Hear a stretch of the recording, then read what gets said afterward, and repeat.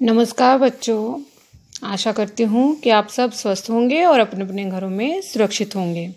अभी हमने अपने सिलेबस के 9 चैप्टर कंप्लीट कर लिए हैं। आज पर हम पढ़ेंगे चैप्टर नंबर 10, जिसका नाम है गौशाला। गौशाला एक ऐसे गरीब, बेसहारा और वृद्ध इंसान की कहानी है जिसने पूरी उम्र दूसरों के लिए लगा दी। वो अपनी जवानी में हर किसी के काम आया, हर किसी के लिए अपने दिन उसने बेकार किए, लेकिन जब वृद्धावस्था में उसे सहारे की ज़रूरत पड़ी तो किसी ने भी उसे सहारा नहीं दिया। तो आइए पढ़ते हैं ये कहानी। वृद्ध, लाचार, साधनहीन व्यक्ति को बुढ़ापे में सहारे और आश्रय की आवश्यकता होती है, परंतु ऐसे व्यक्ति को कोई सहारा नहीं देता है। समाज में नाम कमाने के लिए, अपनी प्रभुता और संपन्नता का दिखावा करने के लिए लोग गौशाला हेतु तो दान दक्षिणा देते हैं, परंतु बूढ़े, अभावग्रस्त, दीनहीन किसान की जीवन रक्षा का वे कोई प्रबंध नहीं करते हैं। वृद्ध होता है बच्चों बूढ़ा, लाचार, जो दूसरों के सहारे रहता है, जो खुद अपनी सहायता नहीं कर सकता। साधनहीन, जिसके पास जीवन यापन के साधन ही नहीं है, जैसे खाने को अच्छा खाना और रहने को ढंग से घर। व्यक्ति को बुढ़ापे में सहारे और आश्रय की आवश्यकता। ऐसे व्यक्ति को बुढ़ापे में, वृद्धावस्था में सहारा और आश्रय चाहिए होता है, परंतु ऐसे व्यक्ति को कोई भी सहारा नहीं देता है।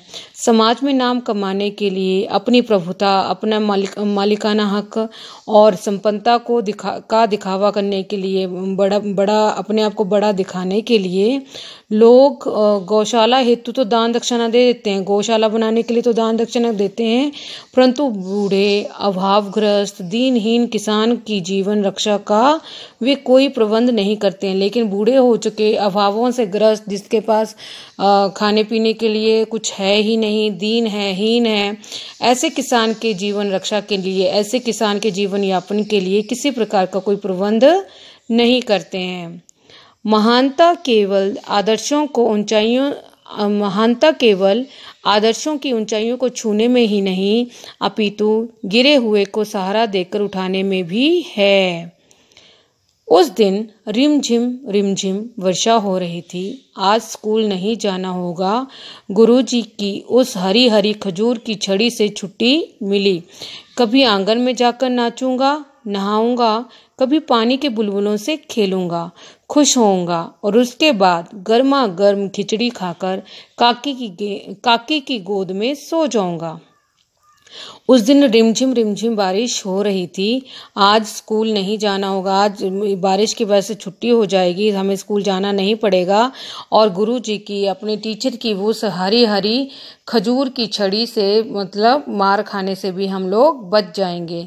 कभी आंगन में जाकर नाचूंगा, तो कभी नहाऊंगा, कभी पानी के बुलबुलों से खेलूंगा, खुश हो जाऊंगा और उसके बाद गर्मा गर्म खिचड़ी खाकर काकी की गोद में सो जाऊंगा।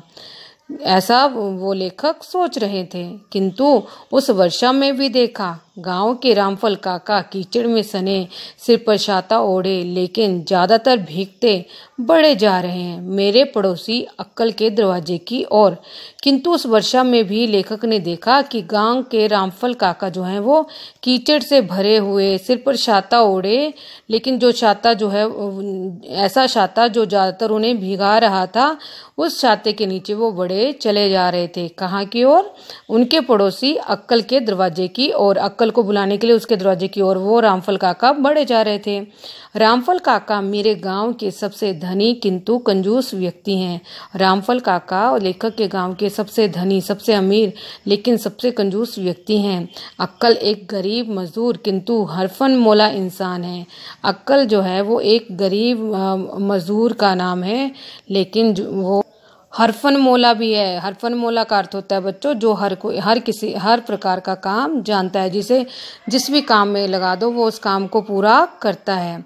अक्कल जरा चलो, भानस घर का खपरैल उधड़ जाने से समूचा घर पानी पानी हो रहा है, खाना पीना बंद है। चलो जरा खपरेलों को दुरुस्त कर दो, बाल बच्चे भूख से छटपटा रहे हैं। अब रामफल काका उसे कहते हैं, अक्कल जरा चलो तो, भानस घर का खपरेल। भानस घर होता है बच्चों रसोई घर, उसका खपरेल, उसकी छत के जो खप्पर थे वो उधड़ गए हैं और समूचा घर, सारा घर बारिश की वजह से पानी पानी हो रहा है, खाना पीना बंद है। अब ऐसे घर में तो खाना बनेगा नहीं, ऐसे रसोई घर में खाना बनाना तो मुश्किल हो जाएगा, तो अभी हमारा खाना पीना भी बंद है। चलो जरा खपरेलों को दुरुस्त कर दो, चलो जरा हमारे खपरेलों को जरा ठीक तो कर दो, हमारी छत को जरा ठीक तो कर दो। मेरे बाल बच्चे जो हैं, मेरे बच्चे जो हैं वो अभी भी भूख से छटपटा रहे हैं, मेरे बच्चों को बहुत भूख लगी है, लेकिन खाना ना बना पाने के कारण वह अब भूख से छटपटा रहे हैं।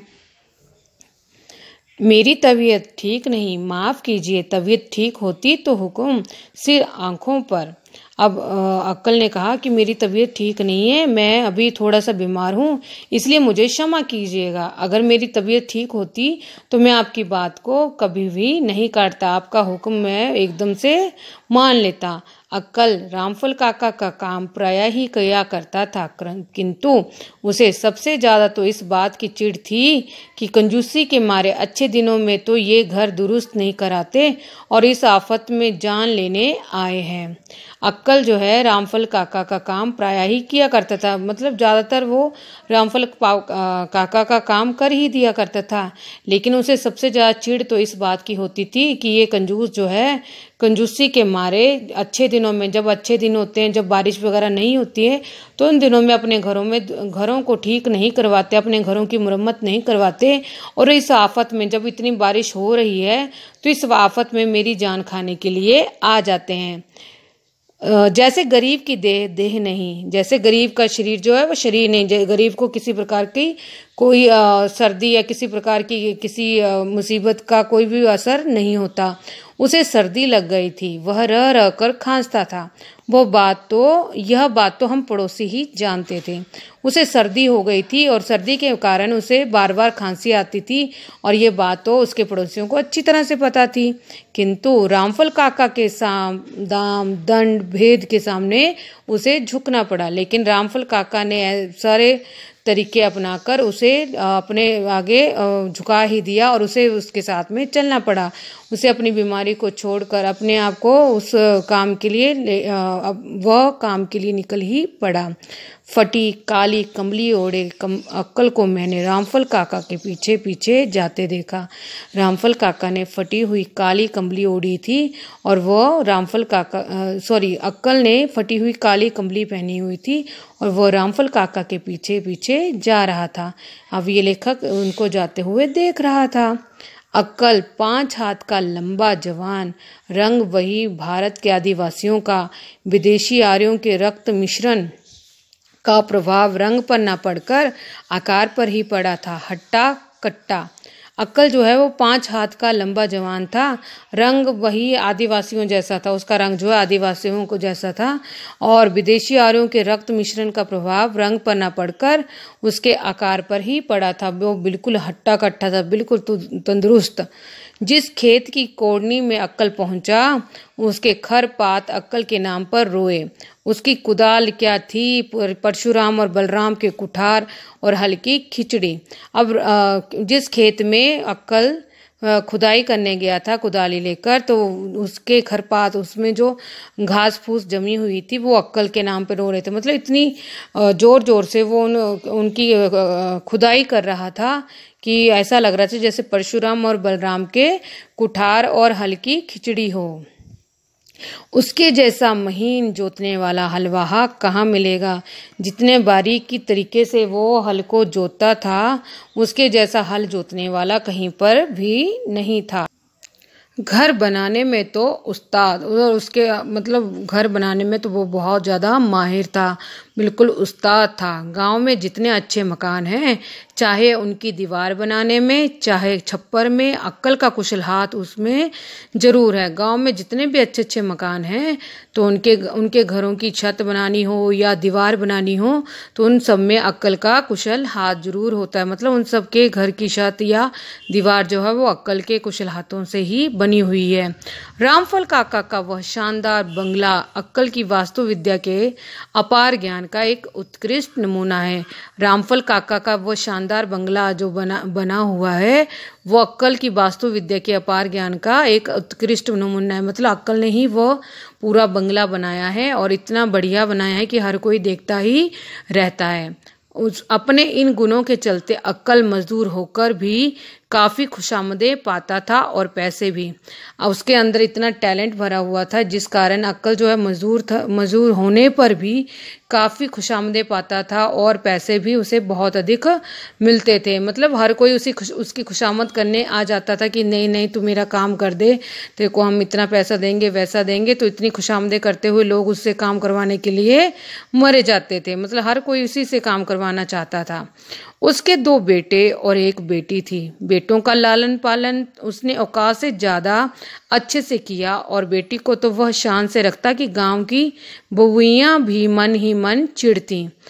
अब अक्कल के 2 बेटे थे और 1 बेटी। बेटों का लालन पालन तो उसने अपनी औकात जितनी उसका सामर्थ्य था उससे भी अधिक अच्छे ढंग से उसने उनको पाला हुआ था। और बेटी का तो क्या कहना, बेटी को तो इतनी शान से रखता था, गांव की जो अन्य औरतें या लड़कियां थी वो भी उसकी बेटी से चिढ़ती थी कि इसको इतने बढ़िया से इसके पिता जो है वो जीवन दे रहे हैं, इसके पिता जो है इतने अच्छे से उसे पाल रहे हैं। अक्कल की उदारता की चर्चा होती है कि अक्कल बड़ा उदार है, अक्कल बड़ा दिलदार है। तो गांव में कभी साधु संत आते तो उनकी सेवा अक्कल जरूर करता था। तो जिस कारण जो गांव में यदि कोई साधु या संत आ जाते तो उसकी सेवा जो है वो अक्कल जरूर करता था। वो काम करने में सक्षम था, वो काम करने में कैपेबल था। उसकी आमदनी साधारण मजदूरों से ज़्यादा तो थी ही। उसने 1 गाय भी पाल रखी थी और 2-3 बकरियां भी। इनसे भी काफ़ी पैसे आते थे। उसकी आमदनी जी तो उसकी कमाई जो आमदनी होता है बच्चों कमाई, उसकी कमाई जो है वो साधारण मजदूरों से सामान्य मजदूरों से ज़्यादा तो थी। लेकिन साथ ही साथ उसने 1 गाय पाल रखी थी, उसके पास 2-3 बकरियां भी थी जिनसे उसे काफ़ी पैसे आते थे। तो आज के लिए बस इतना ही। नेक्स्ट पढ़ेंगे अगली वीडियो में। तब तक के लिए धन्यवाद। Bye bye.